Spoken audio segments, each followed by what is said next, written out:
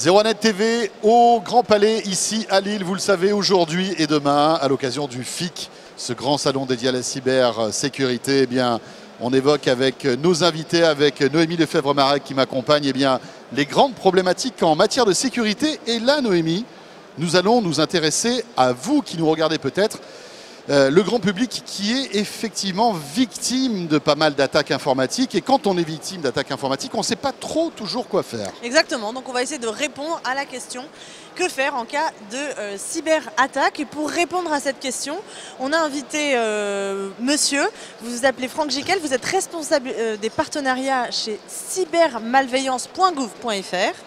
Que je suis bien complète. C'est parfait. Merci d'être avec nous.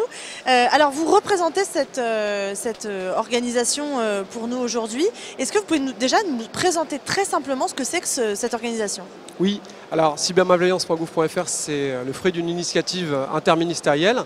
C'est un dispositif assez jeune puisqu'il a été lancé le 17 octobre dernier et il vise en fait à assister les populations victimes d'actes de cybermalveillance. Les populations dont on parle sont ici les particuliers, les entreprises, plutôt TPE et PME, et les collectivités territoriales, hors opérateurs d'importance vitale qui sont de la compétence de l'ANSSI. Alors, ce qui est intéressant, c'est que c'est le gouvernement qui a décidé de prendre à bras-le-corps ce problème de cybersécurité. Il vous a demandé donc de vous occuper d'organiser en fait ce site-là. Pourquoi justement le gouvernement a-t-il décidé de lancer ce site ? Plusieurs raisons. Mais tout d'abord, l'essor phénoménal des cyberattaques, je pense que c'est au coin de toutes les allées ici.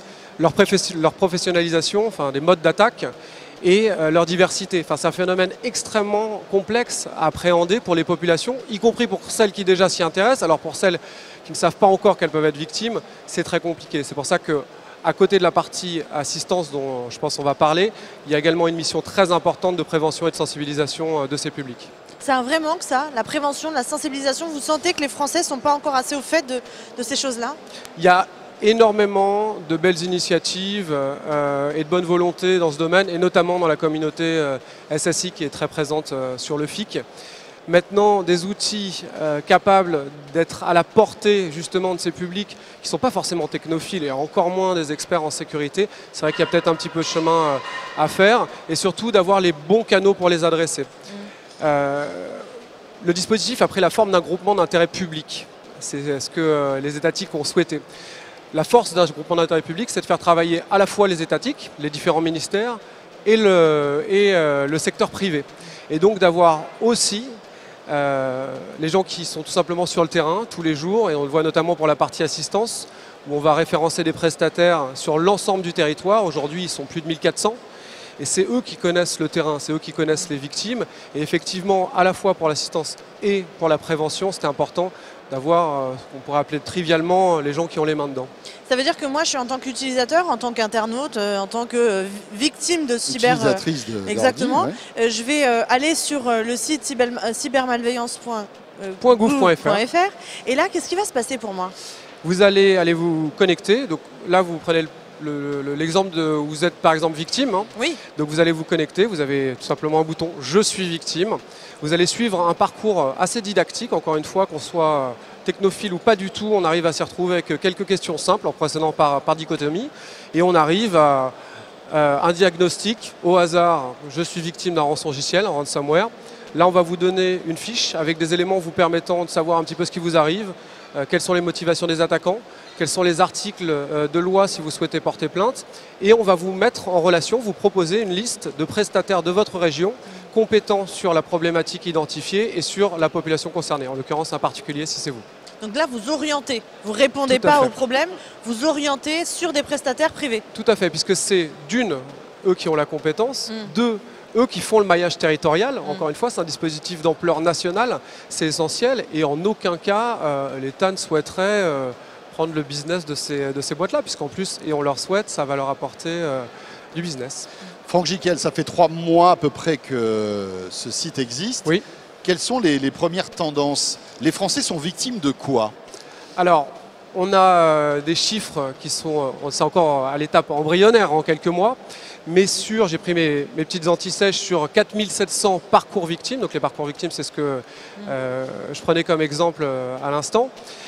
Sur 4700 parcours victimes, La grande majorité au début, hein, plus de 50%, c'était, avec peu d'étonnement, le ransomware en rançongiciel. Et c'est vraiment important de voir que nous, grâce justement à ces prestataires et leur remontée d'incidents, on arrive à identifier de nouveaux phénomènes. Et là, Par exemple, un phénomène qui semblait un petit peu éculé derrière nous, l'arnaque au faux support technique, dit le scam.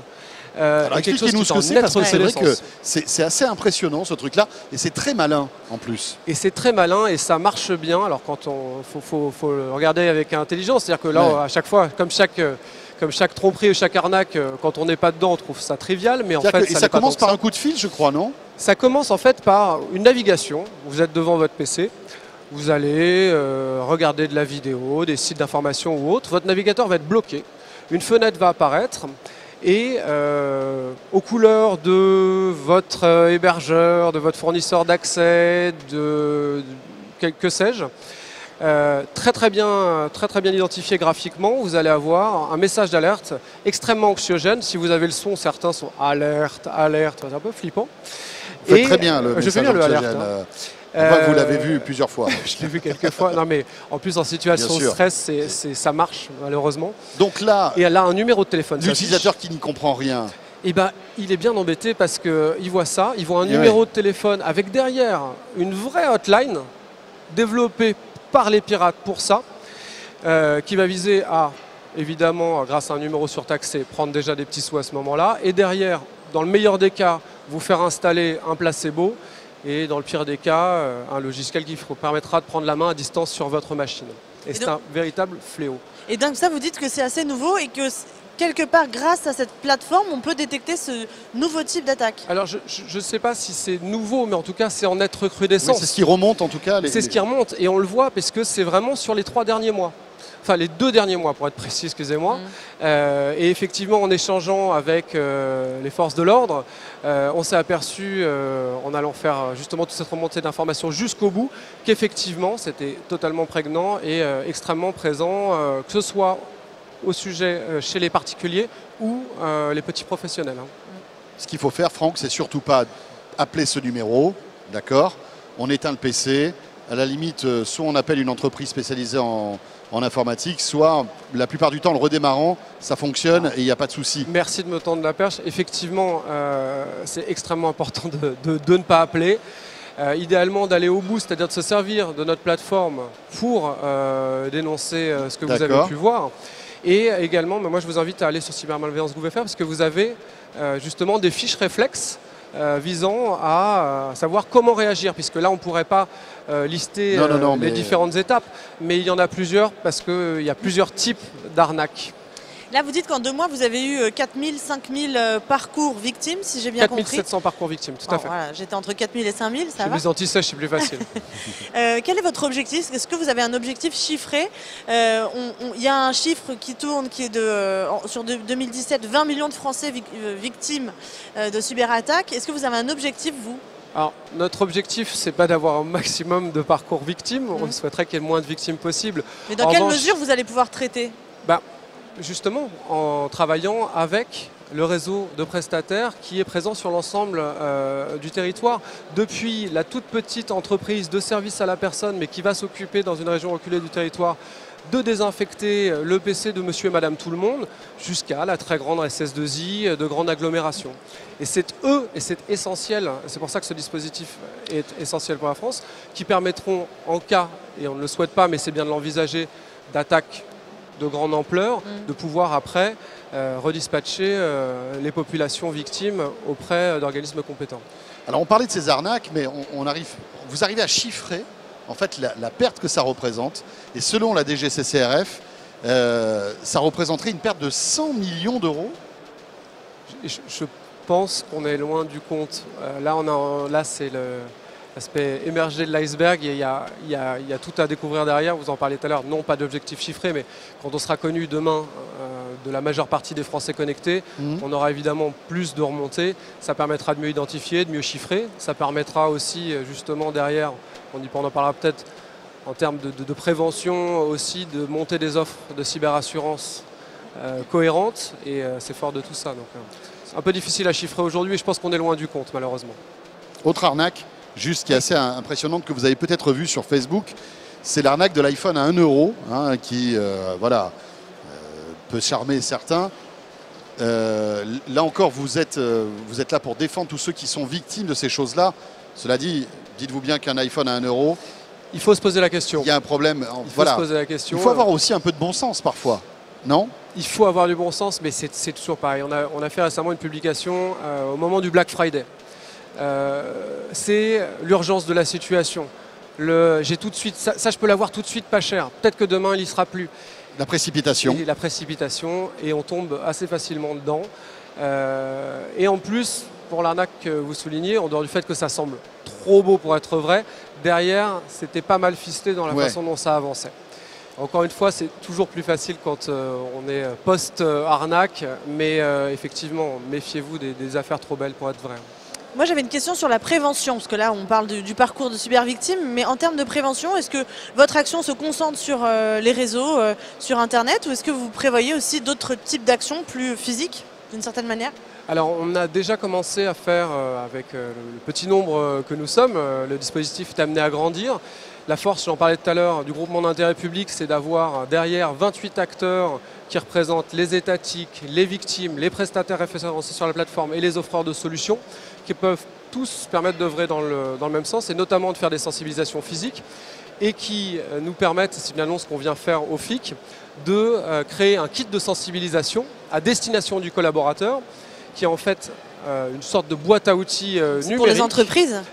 Alors vous allez voir, on va passer par le canal de l'entreprise. Mais c'est pour le salarié, toucher le particulier. Bien sûr. Et c'est essentiel parce que la cybersécurité, il ne faut pas se dire de bêtises, c'est loin d'être le sujet le plus sexy du monde.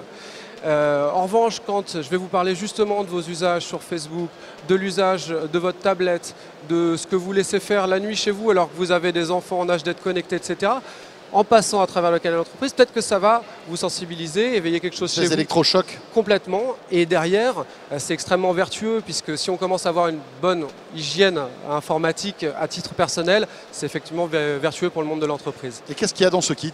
Alors dans ce kit, il y aura 4 thématiques majeures qui feront l'objet d'une communication prochaine, puisque voilà, ce sera un kit en plusieurs volets, mais dès le premier kit, vous aurez 4 thématiques majeures. Pour chacune de ces thématiques, on les déclinera en 3 à 4 formats, avec de la vidéo, de l'infographie, de la fiche réflexe, donc pour plusieurs niveaux de compétences et on va dire d'appétence pour le sujet. On va essayer d'avoir des trucs un petit peu sympas aussi, voire un peu fun pour les publics qui ne sont pas du tout intéressés par ça, mais qui pourraient rentrer par là. C'est ça que je voulais vous demander. En termes de niveau de discours, vous vous adressez vraiment au plus grand public, au public le plus large, notamment de personnes vraiment non averties, tout ce qui concerne l'informatique? Oui, et d'ailleurs, parce qu'on ne sort pas ça de notre casquette, on a des petits publics panels qui nous permettent, notamment avec des associations de consommateurs. Je ne peux pas citer un de nos membres, sinon les autres vont faire la tête, mais je vous invite à aller voir la liste des partenaires sur le site. On a justement des utilisateurs / victimes type qui nous permettent d'essayer d'être le plus juste possible au niveau du ton et du contenu. Et c'est qui justement la victime type? Est-ce qu'il y a des publics qui sont, on va dire, plus à risque que d'autres? Plus fragile? Plus fragile peut-être, on va penser aux seniors.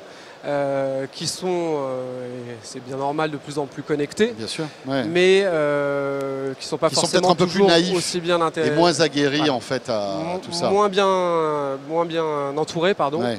et bien moins aguerris, effectivement. Eh bien merci. Donc cybermalveillance.gouv.fr, voilà un site qu'il faut aller consulter avant la catastrophe. Donc à faire. Ça peut servir. Merci beaucoup, Franck Gicquel. Rappelons que vous êtes responsable des partenariats de ce site. Noémie, cette journée n'est pas terminée au FIC pour ce premier rendez-vous. On va se retrouver dans quelques instants avec encore une problématique liée à la cybersécurité qu'on va aborder avec vous, si vous le voulez bien sûr. À très vite. À tout de suite.